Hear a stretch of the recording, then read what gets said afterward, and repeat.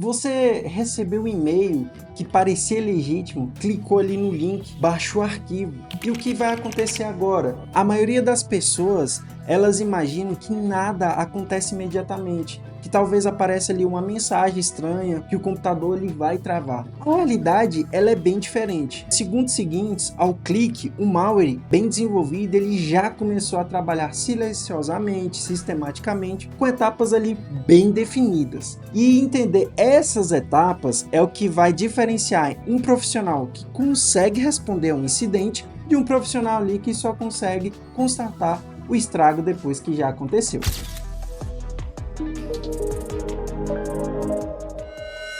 Bem-vindo de volta ao curso gratuito da Cibersegurança da DF Tech. Na aula anterior você conheceu os 8 tipos de malware e como eles agem. E hoje a gente vai entrar no nível aqui mais acima e a gente vai entender o ciclo completo da criação até a remoção. Todas essas fases, o que acontece com cada uma delas e também onde essa defesa ela pode e deve interceptar. Então bora lá? É o seguinte, nós temos 7 fases, elas têm uma função específica dentro da operação ali do malware. Pensa nisso como uma operação militar. O malware ele não é aleatório, ele tem um plano e cada fase do ciclo é uma etapa desse plano sendo executada. E aqui está um insight muito importante que você deve se atentar antes da gente começar, beleza? Em cada uma dessas fases existe assim um plano de janela de defesa, um momento ali onde a segurança ela pode intervir,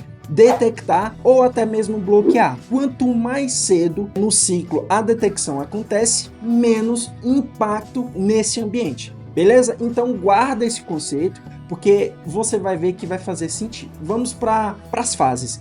Nós temos a primeira fase, que é a fase do desenvolvimento. Todo malware ele começa aqui, com alguém, isso mesmo, com alguém. Um desenvolvedor ali mal intencionado, um grupo criminoso organizado, uma equipe ali patrocinada pelo Estado, que escreve código, é isso mesmo que você está ouvindo. Pode ser criado ali do zero, tudo isso. Um malware completamente novo, desenvolvido por uma finalidade específica, ele pode na realidade ter uma modificação, né, de algo que já existe, e pegar um malware conhecido é alterar ali o suficiente para que as assinaturas desse antivírus não reconheçam mais. Então as organizações, tanto as organizações como os atacantes, eles podem ter um kit comprado ali, por exemplo, na Dark Web e configurar para quem nunca nem programou na vida. Então eles podem fazer isso e fazem com certeza. E sim, existe marketplace aqui de malwares, né? Então a gente tem o Ransomware as Services, temos também o Malware as Services.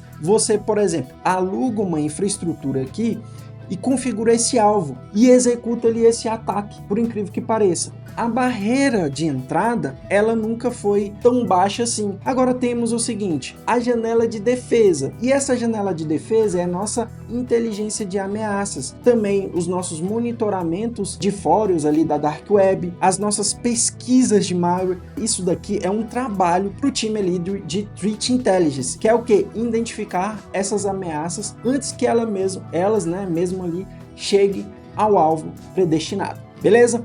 Agora temos o seguinte, a segunda fase, que é a fase da distribuição. O malware aqui nessa fase, ele já está pronto. Agora ele precisa ali chegar até a vítima. Aqui vai entrar os vetores de ataque que a gente viu na aula 2. Cada um desses é um caminho diferente para fazer o malware chegar até a máquina da vítima. E o atacante, ele escolhe o vetor com base no perfil desse alvo. Por exemplo, para um funcionário ali administrativo que usa ali muitos e-mails, ele vai utilizar um phishing. Para um técnico, né, que baixa ali ferramentas regularmente, ele vai utilizar sites maliciosos, que é atualizações falsas. E qual será a janela aqui de defesa? Vai ser nosso filtro de e-mail, DNS filter, bloqueio de sites maliciosos, controle de dispositivos externos e sempre a conscientização do usuário. Essa é a camada mais larga, né, de bloqueio aqui nesse cenário. Agora temos a fase 3, que é a fase de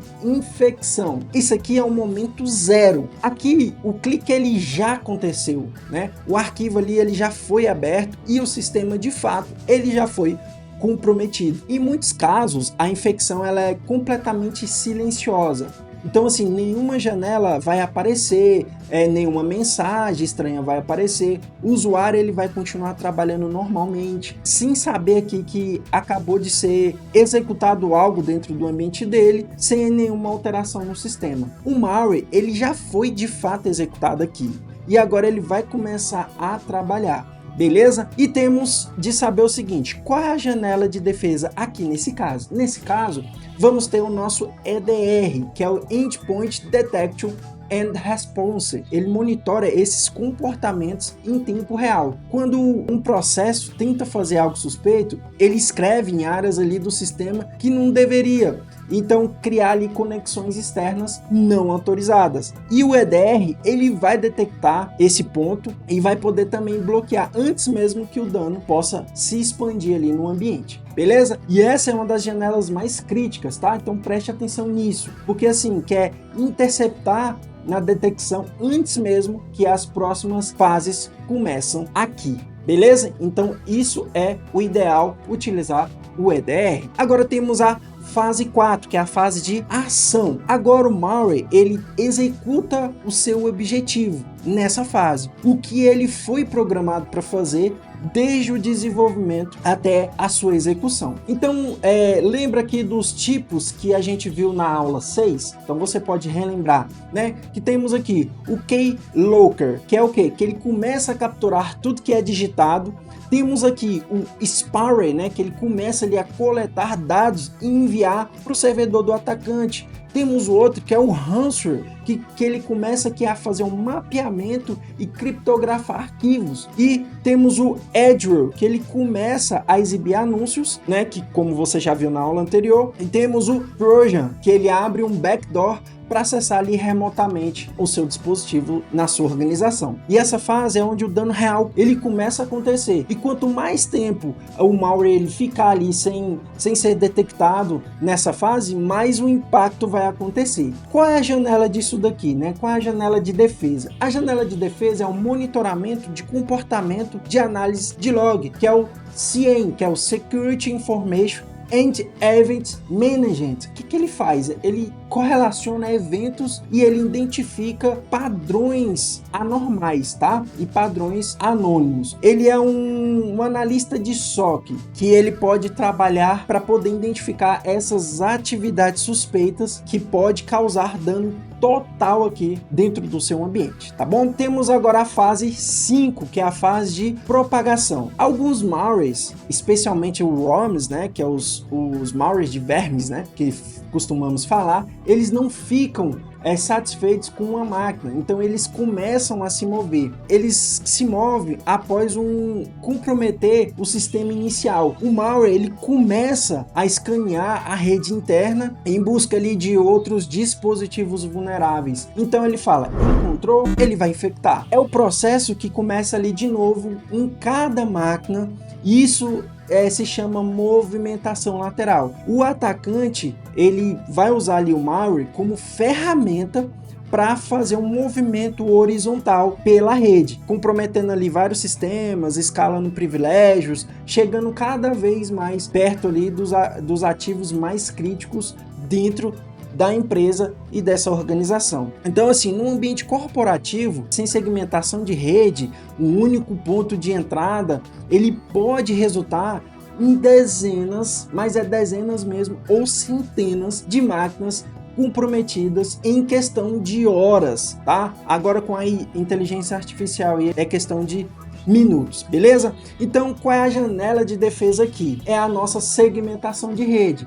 Então é assim, separar o ambiente para que o malware ele não consiga se mover livremente dentro desse ambiente. O monitoramento também de tráfego interno anômalo, que a gente pode utilizar aqui o IDS, o IPS, né, para fazer as detecções e as varreduras ali internas. Você pode utilizar isso também e também isolar esse dispositivo comprometido, beleza? Para fazer essa detecção. E agora temos a fase 6, que é a ocultação. Essa fase, ela acontece em paralelo com as anteriores. O malware bem desenvolvido, ele já está ali escondendo desde a infecção ali no seu ambiente. Mas vale o seguinte, vale dedicar atenção especial aqui, porque aqui que as coisas elas começam a ficar mais sofisticadas dentro do ambiente ali com esse malware. Como que o malware ele vai se esconder? Esse último ponto aqui, ele é particularmente, eu vou te dizer para você, particularmente mesmo interessante. Então temos o Live Off the Land, que é o que? Viver fora